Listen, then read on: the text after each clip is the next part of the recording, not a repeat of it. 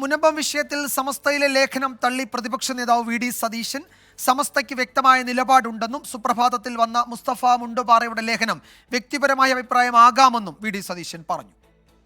അവരുടെ അജണ്ടയാണ് കേരളത്തിൽ വർഗീയമായ ഭിന്നിപ്പുണ്ടാക്കി രണ്ട് ചേരിയാക്കി തിരിച്ച് തമ്മിലടിപ്പിക്കുക. ബി.ജെ.പിയുടെ പ്രശ്നം എന്താ? എവിടെയെങ്കിലും നമ്മൾ ഒരുമിച്ച് നടക്കണ്ടെങ്കിൽ അതിന്റെ ഇടയിൽ വന്ന് കുത്തിത്തിരിപ്പുണ്ടാക്കി തമ്മിലടിപ്പിച്ച് ശത്രുക്കളാക്കുക എന്നതാണ്.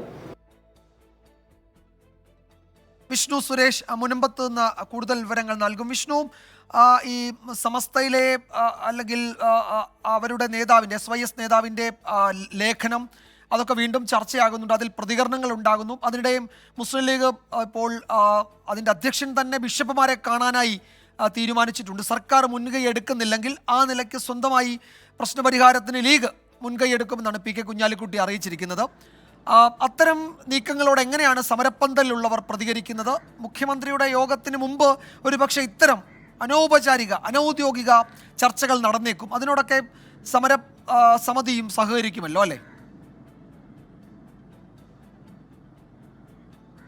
വിജയകുമാർ, സമരസമിതി പൂർണ്ണ സഹകരണത്തിന് തയ്യാറാണെന്ന് അവർ ആദ്യഘട്ടം മുതൽ തന്നെ പറഞ്ഞിരുന്നു. സമരം 34-ാം ദിവസത്തിലേക്ക് കടക്കുകയാണ്. മുഖ്യമന്ത്രി യോഗം വിളിച്ചിട്ടുണ്ടെങ്കിലും അതിലൊരു ഔദ്യോഗിക തീരുമാനം ഉണ്ടാകുന്നതുവരെ, ഔദ്യോഗിക പ്രഖ്യാപനം ഉണ്ടാകുന്നതുവരെ സമരം തുടരാനാണ് സമരസമിതി നേതാക്കളുടെ തീരുമാനം. ഇന്നും സമരം പുരോഗമിക്കുകയാണ്. ആളുകളടക്കം വൈദികരടക്കമുള്ള ആളുകളാണ് ഇന്നും നിരാഹാര സമരത്തിന്റെ ഭാഗമായി ഇന്ന് ഉള്ളത്.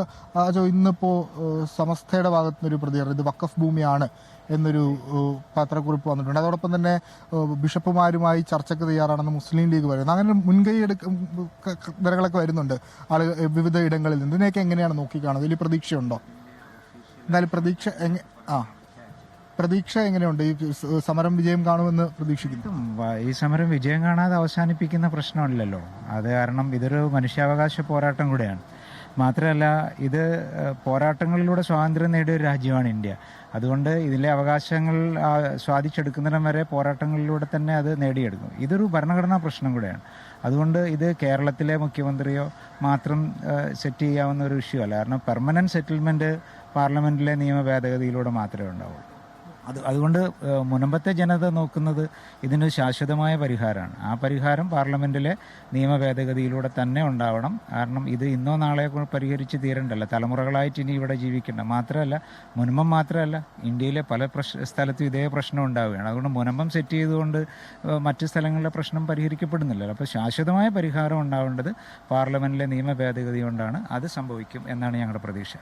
ഒരു പൂർണ്ണ പിന്തുണയ്ക്ക് തയ്യാറാണ്. വലിയ പ്രതീക്ഷയുണ്ട്. മുഖ്യമന്ത്രി വിളിച്ച ചർച്ചയിലടക്കം ഈ വിഷയത്തിൽ പരിഹാരം കാണും. ഇത് കേവലം മുനമ്പത്ത് മാത്രം നിൽക്കുന്ന പ്രശ്നമല്ല എന്നവർ പറയുന്നുണ്ട്. അതുകൊണ്ട് രാജ്യവ്യാപകമായ ഒരു പരിഹാരം കൂടി ഈ മുനമ്പം സമരസമിതി മുന്നോട്ട് അല്ലെങ്കിൽ ആവശ്യപ്പെടുന്നുണ്ട്. വിജയകുമാർ, മുനമ്പത്ത് നിന്ന് വിഷ്ണു സുരേഷാണ് വിവരങ്ങൾ നൽകിയത്.